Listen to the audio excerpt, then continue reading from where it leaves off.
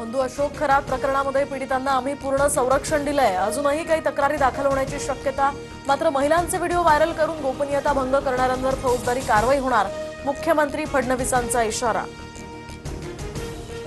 सुषमा अंधारेंनी चाकणकर, केसरकर, अतुल सावे, हेमंत गोडसेंचे खरात सोबतचे फोटो दाखवले। केसरकर, चाकणकरांचे कॉल रेकॉर्डही तपासा, अंधारेंची मागणी। बंधू अशोक खरातच्या ओकस प्रॉपर्टी कार्यालयाची पोलिसांकडून तपासणी। प्रायव्हेट गाडीतून आलेल्या पोलिसांकडून पुरावे गोळा करण्याचं काम सुरू। याआधीच एसआयटीकडून खरातचं कार्यालय सील।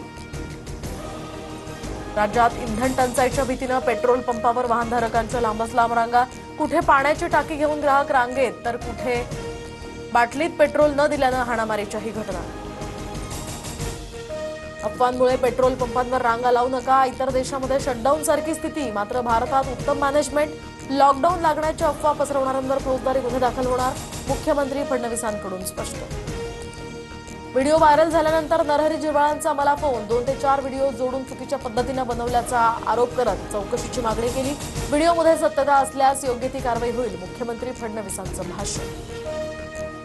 साताऱ्याच्या पाटणमध्ये अवकाळी पावसाची हजेरी, तर ठाणकल घाटमाथा या परिसरात मोठ्या प्रमाणात गारपीट, पिकांचं नुकसान होण्याची भीती। कोल्हापूर जिल्ह्याला वादळी पावसाचा तडाखा, अनेक भागामध्ये वादळी वाऱ्यासह गारांचा पाऊस। अचानक आलेल्या पावसामुळे नागरिकांची तारांबळ।